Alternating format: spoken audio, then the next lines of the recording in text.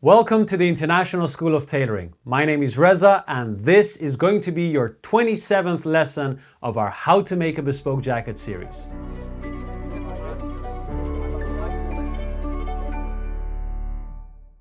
In the previous lesson, we learned about gathers and shape by angle.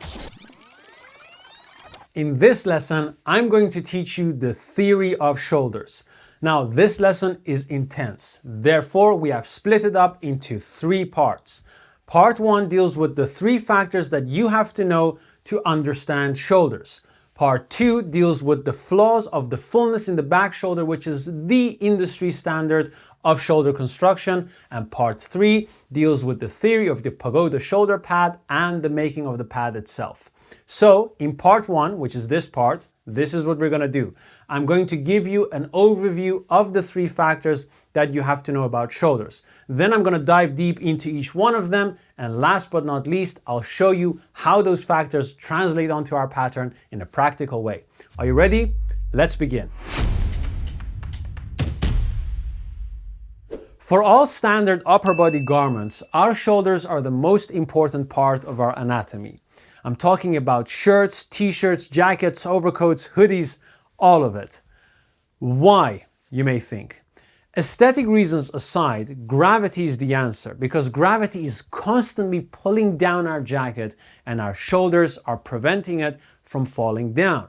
Now, our job as tailors is to fit the jacket to lock its shoulders onto ours. How do we do that? To be able to do that, we have to understand 3 factors. What are those factors? Let's check them out. The first factor is anatomy. The second factor is seam position.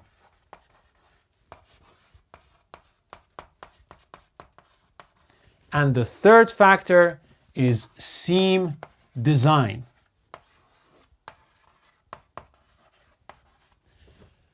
Anatomy deals with the specific shape of the shoulder, so surface shape.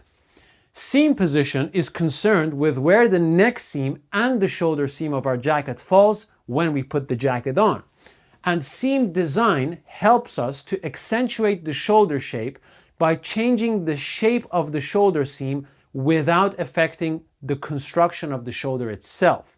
Now, if you want to follow along with everything that I'm about to explain, you have to understand positive and negative surfaces and how they relate on our pattern. If you haven't seen lesson 11 and lesson 14 on relative length and darts and wedges, I highly recommend please go back, watch those lessons, do the exercises because those exercises will teach you how the surface shapes relate to our pattern and then you can follow along, okay? So let's begin with anatomy. Extreme cases aside, all human beings have the same skeletal and muscular structure. So the average male or female is somewhat hollow and forwards on the front, straight or hollow at the top, and a bit round at the back, especially lower down near the blades. Now, we as tailors cover surfaces, and to successfully do that, we have to identify the shape of those surfaces so that we can translate the shape onto our pattern and material. How do we do that? By simplifying the shape and the area that we're trying to cover. In our case, that's the shoulders. So, whenever we simplify the shoulders, we get an illustration like this. And you can see that the shoulder in general is like a saddle. What's a saddle again? It's a negative surface curve. It is concave, so concave and convex at the same time. We can see this a lot better if we simplify this even further into a geometric version with surfaces. When we do that, we get 3 surfaces. We get the front surface marked in red, the top surface marked in green, and the back surface, which you can see a lot better in the back view, marked in blue.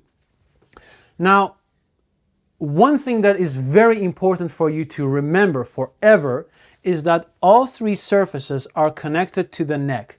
That is extremely important because the neck plays an important role in that saddle shape that we have on our shoulders. We never make a jacket for a body without a neck, okay? Now, looking at this geometric version, we see saddles everywhere. So let's begin with the front surface. The front surface is hollow forwards and convex over to the top and the back. So it is concave and convex at the same time. The front surface on a real shoulder is naturally connected smoothly to the top surface, which already makes the top surface somewhat a saddle as well. But on top of that, the top surface itself is connected to the neck, and that starts all the way from the top going towards the shoulder point. So we have a concave line here, and again going from the back all the way over to the front, which is convex. So concave, convex again. Not only that, you also have concave and convex going around from the back of the neck to the front. Naturally, the back shoulder being connected to the top surface and the neck itself follows the same shape. Only if we go lower near the blade do we see our positive surface curve. It's like a cone put on top of your back. Sometimes you don't have a pronounced blade, you just have a very round back. So it's the same thing. Now, we can change anatomy by adding things to it. In our case, that's going to be the shoulder pad. That's this yellow block that we have here. Regardless of the size, height, or shape of your shoulder pad, you should always see the shoulder pad as part of the anatomy, not the garment. Why? Because it's your fabric that covers the shoulder plus the pad, okay? It's not jacket covering the shoulder. It's shoulder, then there is pad if there is one, and then there is canvas and fabric, okay? So that's very important as well.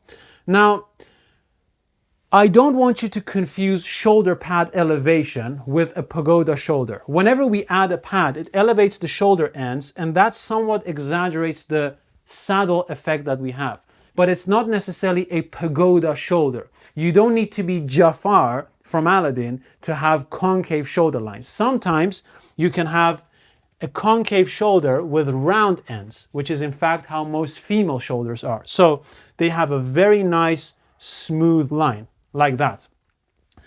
On the other hand, sometimes you have bodybuilders. Bodybuilders have a distorted shoulder line because they have a very well-developed trapezius muscle, which is essentially a lump next to their neck. So it's kind of like, bam, like this. Now, they don't have a shoulder line because, of course, that trapezius muscle is distorting it. Whenever you add a pad to a shoulder like that, you're not really exaggerating the saddle effect. What you're doing in essence is you're correcting the shoulder line by filling that area up so that there can be a shoulder line. If you don't have that pad, it's very difficult to fit that shoulder, all right? Now, the golden question is this: how can we translate the shape of these planes and these surfaces onto our patterns? Let's have a look. To do this, we have to draw out a front and a back panel. So to keep things consistent, I'm going to draw the front panel right here underneath the front view and the back panel underneath the back view. Whenever you do this exercise, you have to keep one important element in mind. Shape should be created there where shape is present. What does that mean? Simple. Put the shape where you see it. So, front surface, top surface, back surface. Don't try to displace the shape and do weird things, and don't try to blend the shape between the surfaces, okay? Treat it simple. So, let's begin. Here we have our front neck curve, our front shoulder, our armhole, side seam, and our bottoms. Doesn't need to be super exact as long as it looks like a front panel. Then we have our back, so center back, back neck, back shoulder, back side, side seam, and again our bottoms. Let's begin with the front surface. The front surface, as we said, is a saddle-like shape, therefore it requires additional length. How do we add additional length? We add a wedge. Now, the top surface being connected to the front and the back is also a saddle-like shape. So our front shoulder and our back shoulder also require additional length, especially if we have an elevated shoulder end. So we can easily put a wedge on the front shoulder and a wedge on the back shoulder. The front and the back neck also have a saddle-like shape. Therefore, we can do exactly the same, add a small wedge on the front neck and a small wedge on the back neck. Now, this is where it gets interesting. Tailors do everything they can to prevent the neck, the back neck that is, from gaining length. What is the reason? Their reason is that if the back neck stretches or gains length, your fronts will droop down and swing sideways, and therefore it should never be done. Total nonsense. It's as if I say never pick up the front neck points because your fronts will scissor inwards. You have to do whatever you have to do to the surface of your fabric and then change or alter your pattern accordingly. It's as simple as that, okay? So now that we've done the wedges in the neck and the shoulders, the last area that we're going to look at is the back, and that's where we have our blade, our positive surface curve.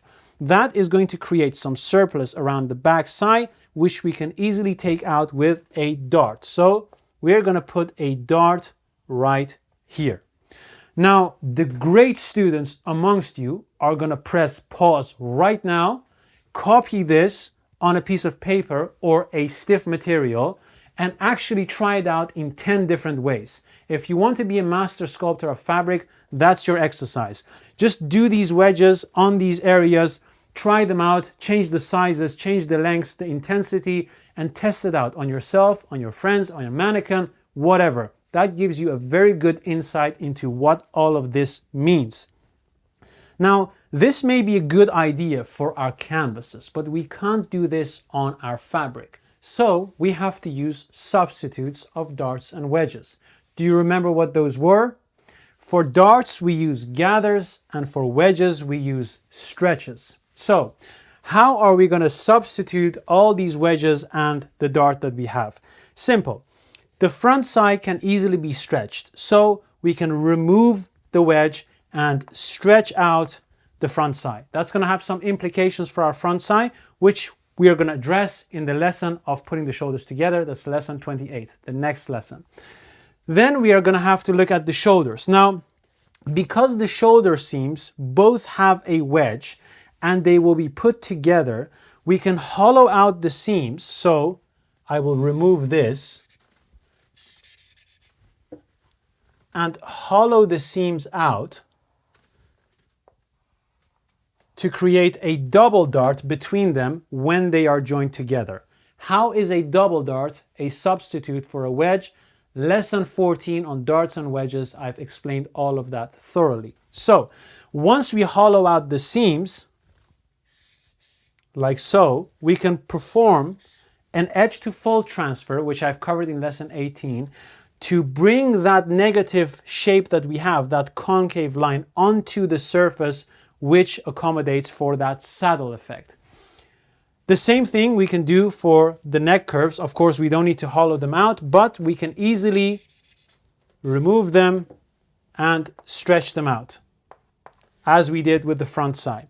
And the dart here can, of course, be dismissed, and this area can be gathered, which will create a bubble parallel to the gathered line, and that bubble is going to fit on our blade. So, if you find some of this a bit overwhelming, don't worry. You can still put the shoulders together with me in the next lesson, and then in fact come back, have a look, and because you've done the work, it will make more sense. You have a practical reference in your mind. So, what have we done? Read and write shape. Some schools or some courses will teach you narrowly defined sequences to perform an action, to do shoulders, to do colors, whatsoever. But I talk to you about teaching you the alphabet of tailoring. This is partially that. If you learn a sequence, you are memorizing sentences. I want you to be a poet. Own your words and tell your story in the way that you want to tell it. So, therefore, you have to learn how to recognize shape and put that onto your panels so that you can fit a gorilla, Cinderella, and her shoe. That's it. So, we've covered what the surface of the shoulder is, how to translate that onto our panel for perfect fit. Let's move on to the next factor, which is going to be seam position. Two seams are crucial to the fit of our shoulders: the neck and the shoulder seam. Creative design aside, both of these seams have an ideal place to be. We can't randomly put them wherever they fall and expect perfect classic fit. So, what is the ideal place for these seams? Let's begin with the neck. Take a chain, put it around the neck, allow it to fall down as you're moving it up and down on the sides, and wherever the chain stops, lowering at the back and at the sides, that's where the ideal position is for the neck seam. Why? If your neck seam is too low at the back, your collar will have to make a whole snake run to go over to the front and won't hug the back of your neck. What you'll get actually is what I have with this shirt. This shirt was not made for my body, therefore it does not have perfect seam position at the neck. Now, if your neck circle is too wide on the sides, your shoulder seam won't rest on the entire shoulder surface. Remember, the shoulder surface also includes the neck. So, if it's too wide, your shoulders will rest on your shoulder ends, and by the time the sleeves go in, they will pull the jacket apart, your shoulders will gape upwards, and then you're like an alien with a floating neck in between. Not a good fit. So keep those two things in mind. Whenever you're fitting a pattern, do everything you can to get the neck circle as close as you can to this shape and position. That's that. Now, what's the ideal place for the shoulder seam? Locate the acromion, that's the bone sticking out right on top of your shoulder, and connect that to the midpoint between the front and the back of your neck from a side view. That line is exactly where your shoulder seam should be. Why? Here's the reason. When we make our pattern, we have angles on our shoulder seams. So these two angles go together and they create a specific shell shape. The peak of that shell is right on that seam, so where the most amount of shape is present. Remember, shape should be created there where shape is present. We want this shell to fall exactly on the peak of the shoulder on our body. So, if you think about your body as this curve, that's your shoulder from a side, and this is the peak of your shoulder. You want the shell shape, your fabric, your material, your jacket, to fall exactly on that same area and perfectly aligned. What you don't want is for your shoulder to be like this and for the shell shape, so your pattern, to be like that. A misalignment of the peaks of that shape. That will give you a lot of gaps which you won't notice because of the flexibilities of the cloth, but it shouldn't be a reason for you to allow that to go unnoticed. Now, interestingly, a lot of bespoke jackets that you see around have their shoulder seam quite far back.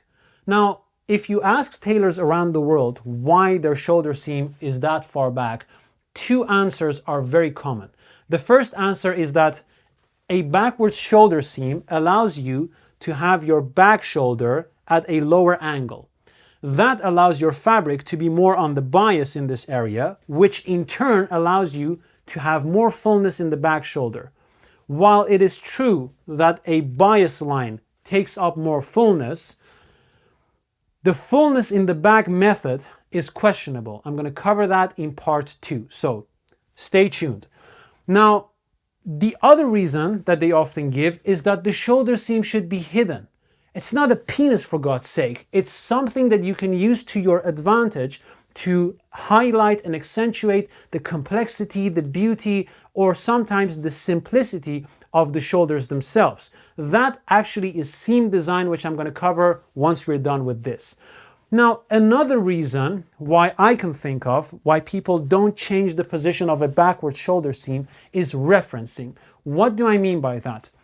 If all the patterns that you have seen throughout your career have had a lower shoulder seam, anything that deviates from that looks wrong. So a lot of times tailors will look at a pattern and say, that looks wrong.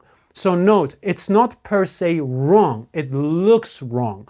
What does that mean? It sometimes means it is wrong. I look at a pattern sometimes and I say that looks wrong, it is wrong. But sometimes, oftentimes, it means it's not what I'm used to seeing. And you have to be very, very, very careful with that. Why? Because when you're experimenting, you are deviating from the norm.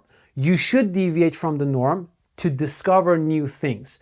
If all you're doing is judging things by your previous references and you're saying, that looks wrong, let me bring it back to what looks right, you will never step out of that comfort zone. So you will always be trapped and creatively limited.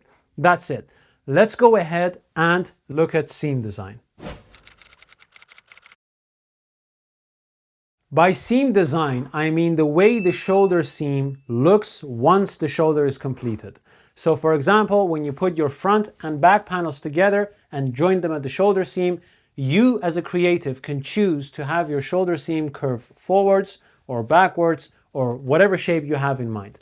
How does this look on our pattern? Let's check it out. So imagine that you have your front and back panels joined together at the shoulder, like so. Instead of having a standard straight shoulder seam, you can change this into, for example, a forwards curve. And that will look like this. You can also change it in a backwards curve or some fantasy shape that you have in mind, like zigzag, let's say. So you turn this into a zigzag. Now, when you do this on your final jacket, the construction does not change. The only change that happens is that your shoulder seam goes from a straight line to a zigzag. It's an optical illusion, okay? The only purpose that seam design has is to enhance the aesthetics of your shoulders without interfering with the construction. That's all, okay? Now, because most shoulders are naturally forwards, it's very elegant to have a slightly forwards curving shoulder seam just on any shoulder because it follows a natural line. One thing, however, that you have to understand is that not all curved seams are the same. What do I mean by that? Sometimes we curve our seams to change the shoulder surface shape, not the seam design. So the question really is, how can you tell when a curved seam is affecting the surface shape and when it's affecting just the seam design? This is how you identify it. You take your patterns and you join two correlating seams together at both ends of that seam. When you do that, if the seams fit together like a puzzle without any gaps or overlaps between them, then you know that the curves are only affecting the seam design, okay? However, if you do the same thing and you take your pattern and you join the ends of a seam, and what you then notice is a gap between them, like so, empty space, or an overlap, like so, then you know that these curves are affecting the surface shape. It's very simple. But this is where the magic happens. You can combine seam design and surface shape to create a very complex construction. How do you do that? First, you have to establish your seam design, and then on top of that, you have to add your curves to change the surface shape. How does that look on our pattern? Check this out. So imagine you have your back panel right here. Let's do a nice back panel. Like so. And attached to the shoulder is your front panel. Like so. You have to join the patterns seam line on seam line. So sewing line on sewing line. And then tape them close, okay? Tape them together. When you tape them, essentially, you are removing the split that they have and turn two panels into one. Now that you have no seam in the shoulder, you can create your new seam design by designing your new line. So let's say a forwards curve.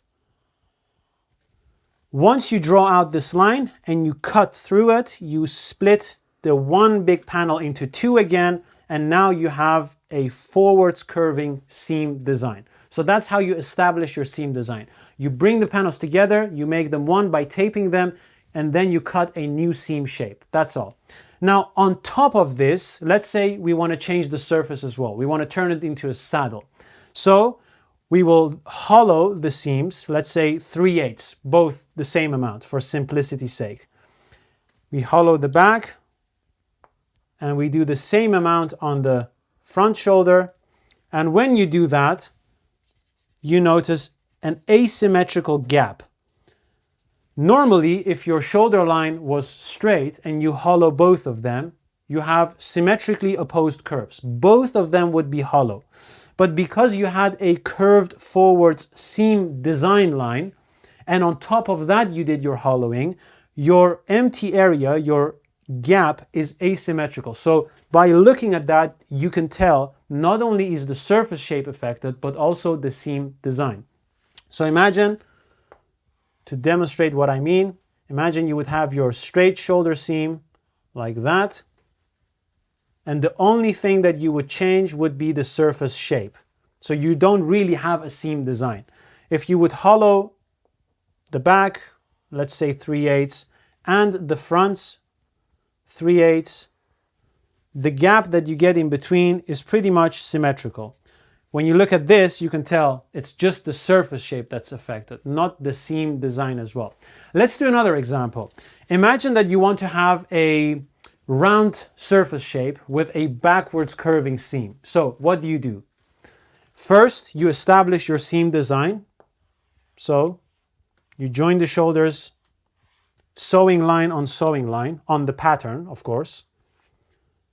You tape them, and by taping them, you turn these two into one panel. Then you draw your backwards curve, cut through that line, and now you have established your backwards seam design. On top of that, because you want to create a round surface shape, you have to add material. So let's say we add 3/8 to the back shoulder like that, which makes that line more convex than it is. And you add the same amount to the front shoulder, which somewhat straightens that line because it starts from a concave 0 point. Now what you have is not a gap. Now what you have is an overlap. You can see the blue goes over the red and the red goes over the blue. Looking at this, again, two factors. There is an overlap, so surface seam has changed, and the overlap is not symmetrical. So you can tell that the seam design is also affected. This helps you to read patterns. So anytime you look at a cutting book and you see a curved seam, don't assume that that curve affects the surface shape. Always look and see what the other panel is doing, because the surface could be flat, and it could be just a seam design thing. Now, what I recommend you do is to take a square of fabric or paper and try different combinations of surface shapes and seam designs. That will ingrain this technique in your mind, because we're going to apply everything I covered in this part. So anatomy, seam position, and seam design on both our Pagoda and traditional model. As for now, this is the end of part 1. Let it sink in, take a break, do some exercises, and I'll see you in part 2. So let's say you want to have a curved forward seam. What you do is you create a curved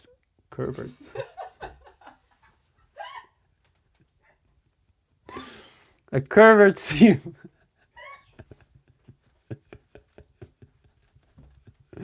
You create a curved seam.